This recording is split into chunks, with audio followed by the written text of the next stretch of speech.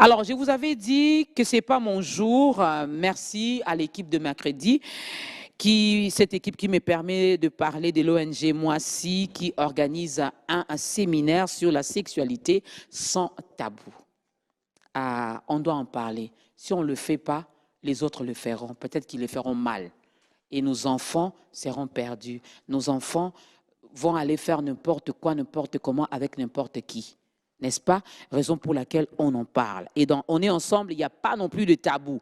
Pour en parler, nous recevons le docteur Dieunedor. J'aime bien son prénom. Dieunedor Kamdem. Bienvenue, docteur. Merci.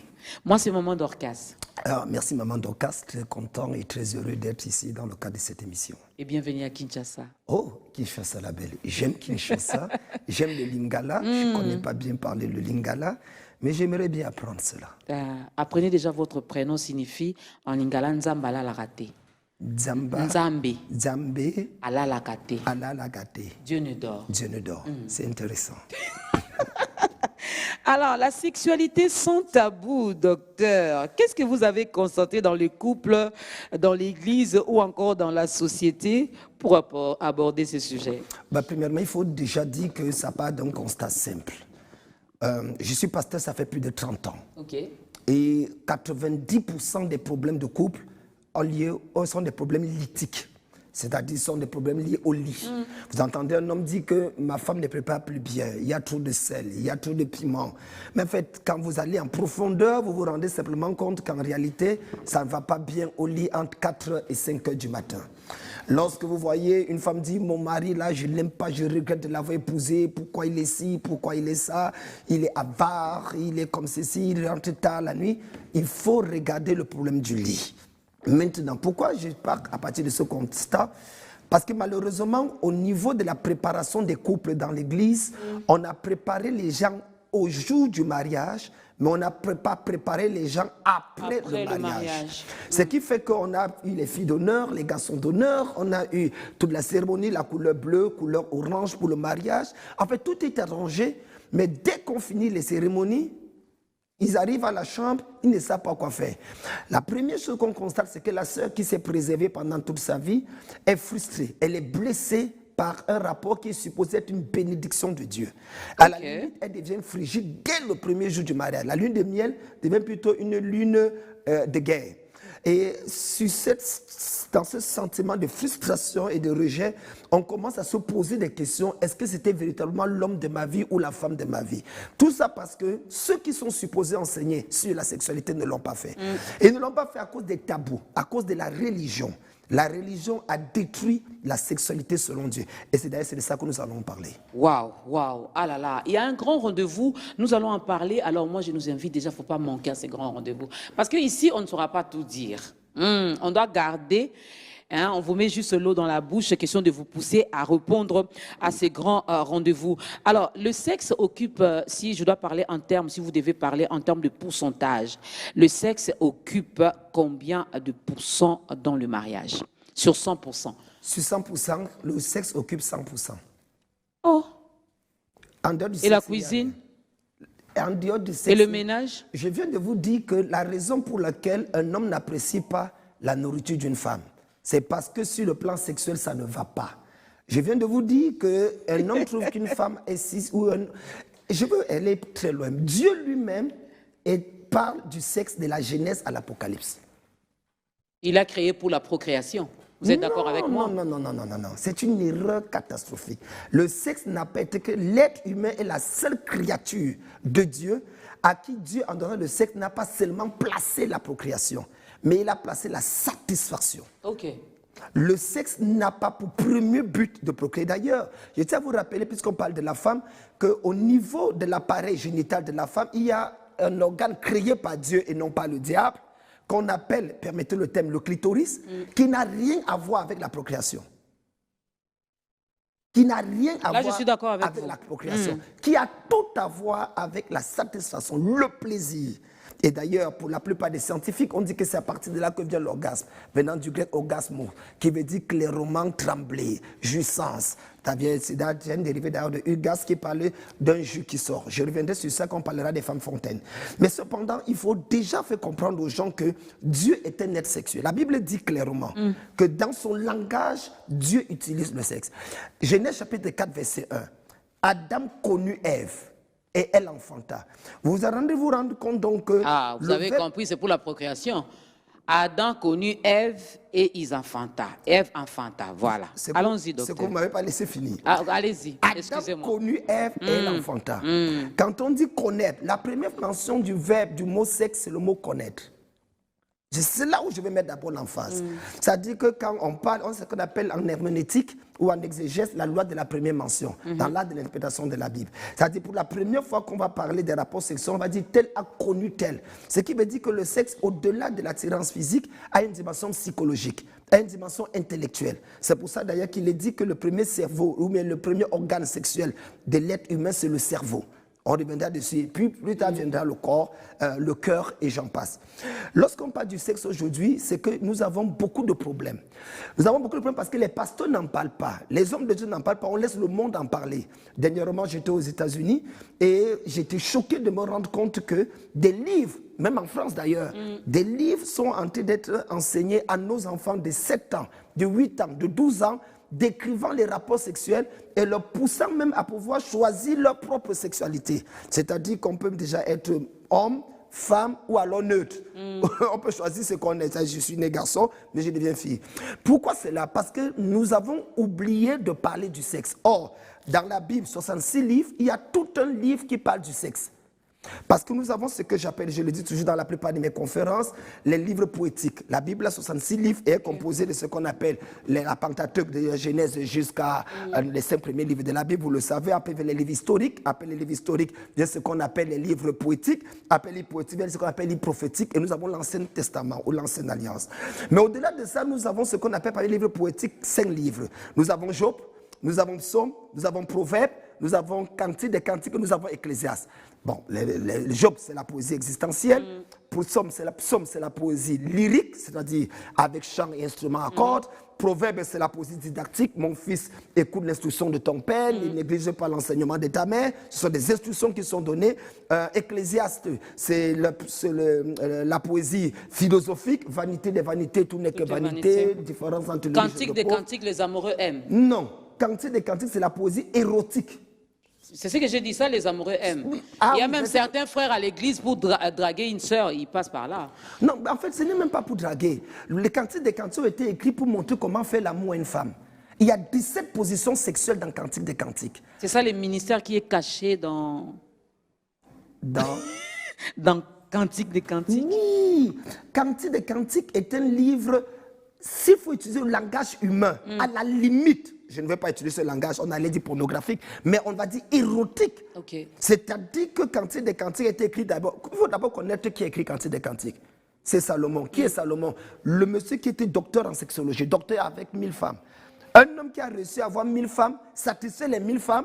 Nous, on a une seule, on n'arrive même pas à satisfaire. Lui, il en avait 1000. Il a réussi à les satisfaire. Et des concubines également. Oui, 700 et 300 concubines. Donc, s'il a écrit Cantique des Cantiques, il a expliqué un certain nombre de choses. Et ces choses, malheureusement, c'est vrai que de manière allégorique, on parle de Cantique des Cantiques comme l'amour, la relation entre l'Église et Jésus-Christ ou Dieu. On peut parler entre l'amour et tel. Mais revenons sur la base biblique du thème. Cantique des Cantiques, c'est une poésie érotique. C'est-à-dire que c'est l'histoire d'amour, des rapports sexuels entre un homme et une femme, la Sunamite et celui qu'on appelle Salomon. Et dans ces Cantiques des Cantiques, donc, il y a plusieurs choses qui sont dites à l'intérieur. On nous parle de plusieurs choses qui, aujourd'hui, on n'en parle pas. On parle du sexe buccal, on parle du sexe doital, on parle de... C'est biblique. Mais c'est écrit noir et blanc dans la Bible. Nous en avons parlé pendant ce séminaire. Oui, docteur, ne dévoilez pas tout ici. Oui, nous en avons parlé. Mais vous nous confirmez que c'est biblique. La fellation et tout ce que vous voyez là sont écrits noir et blanc dans la Bible et permis par Dieu. D'ailleurs, le sexe n'est pas simplement cette partie cachée. Okay. L'être humain est sexué. Vous savez qu'il y a des femmes qui, en réalité, peuvent atteindre ce qu'on appelle l'orgasme simplement quand vous touchez son cou. L'orgasme aussi est biblique? Ah, Brazou, vous êtes marié? Très marié. Tu es marié. Si vous n'avez pas encore eu de l'orgasme, c'est que votre mari doit véritablement passer à la délivrance. C'est biblique. Profondément biblique, radical. En fait, une femme qui est mariée et qui n'a jamais connu l'orgasme risque de rater le ciel. Oh, Parce que je reçois Jésus, mais je n'atteins pas l'orgasme lorsqu'on est en train de tout malembeka, comme j'aime le dire.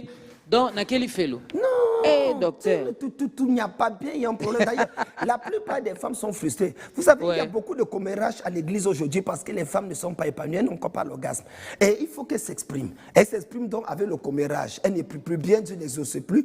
Les rapports sexuels entre un homme et une femme, légalement mariés, Oui. font en sorte que les anges acclament. Lorsque vous avez des rapports sexuels, vous savez, aujourd'hui, on nous a enseigné le sexe de manière à ce que quand un homme va vers une femme, à un moment donné, la femme va dire, Seigneur, pardonne pour le péché qu'on va commettre tout à l'heure. Il y en a qui purifie-nous, prient d'abord, sanctifie-nous. oui. Ils prient d'abord. Et après, quand ils finissent de faire, ils disent, oh Seigneur, lave-nous. Ils vont vite à la douce laver. C'est pas parce que c'est comme si c'était une impureté. Mais c'est à cause de la manière qu'on leur enseignait la chose. Ok. On ne leur a pas fait comprendre que sur le point d'avoir des rapports sexuels, il y a tellement de choses qui se passent. Premièrement, le sexe sanctifie le corps de la personne. Amen. La Bible dit que lorsque une femme croyante a des rapports avec son mari non croyant, le mari non croyant est sanctifié par la femme croyante.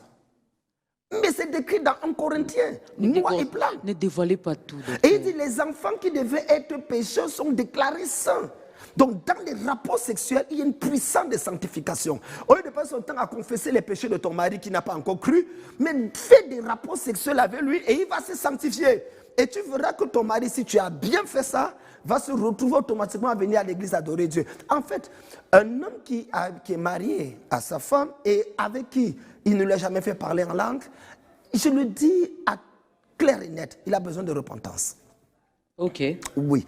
Et c'est de ça que nous allons d'ailleurs en parler. Parce que Les hommes, il faut venir aussi ce jour-là. nous allons parler au travers de ce séminaire de beaucoup de choses. Ok. Nous allons parler du fait que l'orgasme aujourd'hui est le plan parfait de Dieu pour la femme. Nous allons faire comprendre aux gens que Dieu a créé la femme avec quelque chose de particulier. Est-ce que vous savez que dans Deutéronome chapitre 24, le verset 5, Dieu aime tellement le plaisir sexuel de la femme qu'il avait exigé que pour qu'un homme qui vient de se marier, il ne doit pas aller en guerre. Il ne doit pas faire des activités fatigantes pendant 1 an. Et pendant ces 1 an, il n'a qu'une seule chose à faire, satisfaire sa femme. Ok. Ce qui veut dire la première année du mariage est conçue pour satisfaire la femme. Pas pour satisfaire l'homme, pour satisfaire la femme. Pourquoi? Les hommes, vous écoutez? Parce que la femme est un être complexe. L'orgasme ou la sexualité de la femme a besoin d'un certain nombre de choses. Et c'est de ça que nous allons parler. La sexualité de la femme est complexe dans la mesure où il faut que l'homme apprenne à comprendre le corps, le langage du corps de la femme. Il y a ce que nous étudions et que nous appelons l'identité sexuelle. L'identité sexuelle, parce que chaque femme a une identité sexuelle différente. Okay. C'est comme l'empreinte digitale de la femme. Si tu ne connais pas l'empreinte sexuelle de ta femme, tu ne pourras pas l'amener au point G. Tu ne pourras pas lui faire vivre l'orgasme. Tu ne pourras pas savoir si c'est une femme clitoridienne, une femme anale, une femme si ou ça. Mais elle-même aussi doit connaître son identité sexuelle. Et c'est pour ça que nous allons enseigner les femmes cela. Parce que les femmes sont les premiers ennemis des rapports et de l'orgasme. Parce que les femmes aujourd'hui sont devenues championnes dans l'hypocrisie. Pourquoi elles sont championnes dans l'hypocrisie dans les églises? Parce qu'elles ont appris à mentir dans les rapports sexuels. Quand elle est à dormir avec son mari, il ne faut rien. Mais elle va dire oui, vas-y, courage. Ah, ça vient, mais rien ne vient. Elle ment. Et là, l'homme est content, il dit, waouh, je suis le champion. Oh, tu n'es pas champion. Mais elle le fait simplement parce qu'elle dit que ce monsieur est un faiblard, c'est un nulard. Si je ne fais pas ça, il va me blesser. Il va rester là tout le temps, il va croire qu'il est champion du monde. Alors, laissons-le qui finit parce que je dois m'occuper des enfants. Je dois aller chercher de l'argent pour pouvoir envoyer les enfants à l'école. Quand un homme est irresponsable, la femme est obligée de prétendre. Mais nous voulons dire aux femmes, vous n'êtes pas obligées de prétendre. Dieu n'aime pas l'hypocrisie. Si ce n'est pas bon, arrêtez de vous dire, chérie, on ne fait pas ça comme ça. Viens à moi-ci. On va nous dire comment est-ce que ça se passe. Voilà. Parce que tout est écrit dans la Bible. Chérie, voici comment tu dois faire. Voici comment je suis. Voici mon identité sexuelle. Voici comment Dieu veut que ça se passe. Vous savez qu'aujourd'hui, les hommes, surtout les pasteurs, ne connaissent même pas ce qu'on appelle les préliminaires. La femme est un moteur. Ce n'est pas une bicyclette. On ne vient pas, on se déshabille et on commence à pédaler. 1, 2, 1, 2, 1, 2. On transpire. 1, 2, 1, 2, 1, 2. Et puis qu'on a lâché, ouf. Et on dort comme si on venait de rencontrer Jésus. C'est de la sorcellerie. Les préliminaires. La femme, c'est un moteur. Et même pas un moteur essence, c'est un moteur diesel. Ok. Il faut préchauffer. Vous savez, quand vous avez un moteur diesel, jauger l'huile, de l'eau. Et puis, non, vous faites d'abord, il y a un signal qui apparaît. Quand le signal disparaît, avant que vous démarrez, sinon vous allez affecter le moteur. Ça, c'est le moteur diesel. Donc, la femme est comme ce moteur. Et le moteur diesel est reconnu comme quelque chose qui va vraiment très vite. Et quand ça fait brrrr. Donc, la femme a besoin que vous démarrez d'abord. Et comment vous faites pour... Il faut que ça s'allume. Tant que le signal ne s'allume pas, vous ne devez pas la pénétrer. Vous transpirez en vain. Vous transpirez en vain. Et à la fin, vous dites que ma femme ne m'aime pas, elle n'aime pas les rapports sexuels. Non, toutes les femmes aiment les rapports sexuels, mais elles aiment les rapports bien faits. Le problème, c'est que tu fais mal. Et c'est toi qui rends ta femme frigide. Merci, docteur. On va pas tout dévoiler ici. En tout cas, cher homme, il faut venir. Il n'y a pas de honte à apprendre. Hein? Il n'y a pas de honte. Et ce que le docteur dit, c'est vrai. L'Église ne nous aide pas de ce côté-là. Et des fois, lorsqu'on prépare même les couples qui veulent se marier, on prend beaucoup plus de temps à parler à la femme qu'à l'homme. On prend beaucoup plus de temps avec la fille. Voilà comment tu dois être. Sois soumise, sois toujours prête. Et les hommes ont retenu seulement, l'apôtre Paul a dit, ne vous privez pas l'un à l'autre. Or, la femme refuse parce que tu fais ça mal. Alors, viens apprendre comment bien faire. Une femme qui mange bien, qui est satisfaite, ses journées sont bénies. La journée de l'homme est bénie. Au travail, là, elle sera toujours souriante, toujours gaie. C'est parce que là-bas, ça ne va pas. Docteur, quand ça ne va pas, c'est sexualité sans tabou. On va conclure, puis on va parler du séminaire. Quand ça ne va pas, dois-je le dire à mon partenaire que ça ne va pas? Des fois, on a peur. Là, je parle au nom des femmes. Des fois, on s'est dit, on a honte. Et puis, si je lui dis non, il faut faire comme ça, ce dernier va penser que je connais beaucoup plus que lui. Il risque de me traiter de moins sérieuse. Alors, dois-je le dire à mon partenaire que là, chérie, en tout cas, je ne suis pas arrivée? Oui, c'est important de le dire, mais tout aussi dans la manière de le dire. Okay. L'homme, c'est son orgueil. L'homme, c'est son moi, c'est sa son fierté. Ego. Oui, donc il faut le dire. Ce qui est sûr, on est tous d'accord qu'il faut le dire. Mais c'est la manière de le dire qui est importante. Okay. Il y a une manière d'approcher l'homme, de lui faire comprendre que ça ne se passe pas comme ça. Et aussi, le langage corporel dans les rapports sexuels, vous pouvez le dire pendant qu'il le fait. Quand il le fait, il ne sent pas dire non chérie, va plutôt de ce côté, va plutôt comme ça. Et puis quand il touche la partie qui te plaît, manifeste-le. Fais-lui savoir. Parce que s'il touche partout et que tu es content, il va savoir que tu te moques de lui en réalité. Donc, il y a une manière de le dire et nous allons enseigner également aux gens comment le dire. Vous avez parlé tout à l'heure qu'il faut parler aux hommes. Je suis d'accord. Il faut vraiment qu'on s'adresse aux hommes parce que malheureusement, nous les hommes, nous n'avons pas appris ces choses-là. Et on ne nous a pas enseigné ces choses, on ne nous a pas enseigné. L'homme ne connaît même pas son corps. Ça, je vous dis, pas seulement les femmes. Moi, j'ai fait un séminaire dernièrement à Montréal sur la sexualité. Et je vous assure, il y avait 17 femmes que le mari ne venait jamais à l'église. 2 semaines après les avoir enseignées sur la sexualité, les positions sexuelles, c'est que la Bible enseigne, leurs maris se sont convertis. Tout simplement, on n'a pas fait croisade d'évangélisation. Parce que là-bas, les choses ont été réglées. Je pense à mon humble avis que la sexualité aujourd'hui est un langage qu'il faut non seulement comprendre, mais il faut étudier. Non seulement il faut étudier, mais il faut aller même en profondeur. Il faut savoir ce que Dieu dit. Il faut comprendre, par exemple, et ça, peut-être le temps ne me permettra pas de le dire, qu'au niveau de la sexualité de la femme, l'homme doit être capable de saisir. Est-ce que vous savez que chaque fois que vous avez l'orgasme, vous tombez moins malade? Une femme qui est constamment malade, qui a toujours les maux de tête, les oublie, c'est parce qu'il est démontré scientifiquement par les universités de Pennsylvanie que l'orgasme de la femme développe ce qu'on appelle l'immunoglobine A.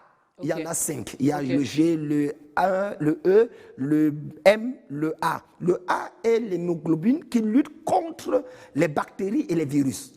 Donc, les femmes qui, pendant le coronavirus, avaient constamment des rapports étaient à l'orgasme, ne sont pas mortes. Elles sont restées vivantes. Elles n'avaient pas besoin de porter le cache-nez parce qu'elles développaient en elles par leur orgasme des éléments, des anticorps qui luttaient contre les virus. Il y a plus le renouvellement de la peau. Vous avez parlé des frustrations. Oui. Vous avez parlé du risque cardiovasculaire. Ce sont des choses qui scientifiquement sont démontrées. Des choses que Dieu a données à l'homme pour permettre à l'homme, dans sa parole, de pouvoir expérimenter. Mais nous ne le faisons pas et nous voulons l'expérimenter d'ailleurs à partir de ce vendredi, Ok. à partir de 17h Ok. et ce dimanche à partir de 15h avec l'ONG Moissy pour que nous puissions aller. Ils m'ont d'ailleurs averti de ne pas parler des choses choquantes ici à la télévision afin de permettre aux gens de venir et de découvrir Voilà. ce qui va être fait. Il faut venir. Aïe, aïe, aïe, aïe, aïe. Voilà, l'équipe de mercredi me met déjà la pression. Alors, on retient, c'est déjà pour ce vendredi 13 Exact. et aussi le dimanche 15 Exact. à 17h. Ça Exact. sera où? Comment on appelle cet endroit encore? Le Bobo. Congo, Boboto, au collège Boboto. Chapiteau de... Chapiteau du collège Boboto. Exactement, Voilà. c'est là. Chapiteau du collège Boboto à partir de 17h. L'entrée est libre. Oui, libre et gratuite. Mais la sortie, tu es obligé d'aller jouer avec ton mari. Ah oui, hein. Ah oui, hein. Donc, on vient, l'entrée est libre. L'entrée est gratuite. Si tu sais que tu ne sauras pas tout retenir, viens avec un cahier, viens avec un stylo. N'oublie pas ta Bible. Le docteur a dit, le pasteur a dit, c'est biblique. Tout est biblique. Sylvie, une dernière question, puis je pars. Les positions.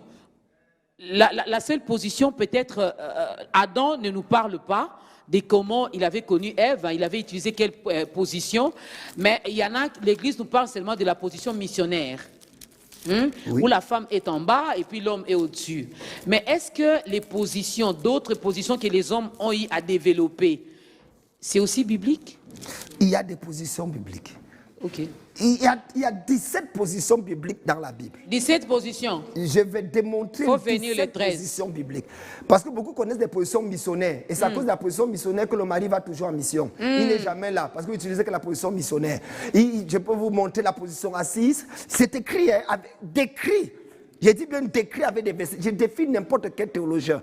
Je vais vous montrer 17 positions dans la Bible qui sont présentées, qui étaient pratiquées. Le 13 et le 15. Exact. 17 positions. Toi, depuis que tu as connu ta femme, là, ça fait 15 ans de mariage.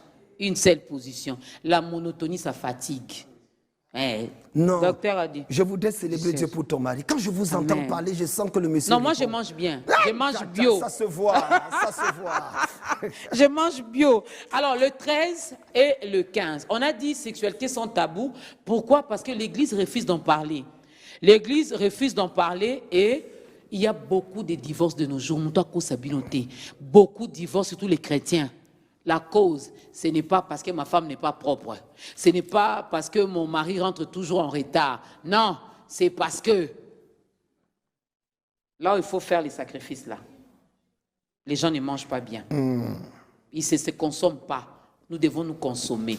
Les hommes, vous avez un grand rôle à jouer. Vous arrivez toujours à temps. La femme arrive mollo mollo. Alors, connais le corps de ta femme. Donc, je rappelle, premier jour, c'est vendredi, après-demain. Vendredi 13 octobre 2023, de 17h à 19h. Deuxième jour, on vous laisse un peu le samedi, expérimenter ce que vous aurez appris le vendredi. Il faut les mettre en pratique le samedi. Et puis le dimanche, vous revenez encore à 15h après vos différents cultes dans vos différentes églises. 15h, papa, maman, il faut venir. De 15h à 18h. On va vraiment respecter l'heure parce que le lundi, c'est le travail. Donc, il faut venir surtout en couple. N'ayez pas honte. N'ayez pas honte. Lieu, chapiteau du collège Boboto. L'entrée est libre. Moi, si. J'aime bien. Moi, si. Il faut aimer la femme. 17 positions. Docteur. Quoi? Vous voulez que je continue à poser des questions? Moi, je dois partir. On a dit, on ne va pas tout dévoiler ici. Le 14, le 13 et le 15. Il faut venir au chapiteau du collège Boboto. Le 13, c'est de 17h à 19h. Et puis le 15, c'est de 15h à 18h. Dès que vous réussissez votre sexe, votre mariage est réussi. 100%. Même si la femme ne s'est pas bien préparée, mais si la femme mange bien et sait bien servir son mari sur les lits, ce mariage-là va durer. Mais si vous passez votre temps seulement, la Bible dit, et pourquoi Dieu a créé ça? Docteur, un dernier mot et puis on se sépare. Je souhaite de tout mon cœur qu'aucune femme ne meure sans connaître les positions de l'araignée captivée, les positions araignée captivée, de l'escargot ralenti, des positions de l'antilope volante. Ma prière, c'est que chacun d'entre vous puisse être capable de bénéficier de toutes les grâces que Dieu vous a données. Amen. Parce que ces choses ne seront pas au ciel. Il faut donc en profiter sur la terre. Je vous remercie. Je vous remercie, docteur. Dieu ne dort pas, Nzambala l'a raté, Kamdem. Le rendez-vous est fixé pour le 13, ce 13, et aussi ce 15 au chapiteau du collège Boto. Venez, vous allez apprendre les 17 positions, n'est-ce pas? Et vous allez bien vous consommer. Et l'Engsko Alibala, Elinge Banda. C'est avec le docteur, Dieu ne dort pas. Quelle bénédiction pour l'Église. Ici, on a parlé des couples mariés, hein? Je vois les célibataires devant moi ici qui étaient contents. N'allez pas le faire. C'est pour les mariés. Qui sombe. Docteur, merci. On se retrouve le vendredi et le dimanche. Moi, je vous laisse entre les très bonnes mains du garçon sexy, JPK. Il n'y a pas deux comme lui. Des nôtres qui sombe, qui est encore célibataire et qui n'a pas le droit de consommer le sexe. Les anges ne vont pas t'applaudir quand tu le fais, parce que tu voles. Mais nous, les ayants droit, les anges applaudissent. Et j'ai dit merci Seigneur d'avoir créé le sexe. Au ciel, il n'y en aura pas. On doit les consommer ici. Maman Dorcas a dit et elle vous remercie. Bonne suite de programme.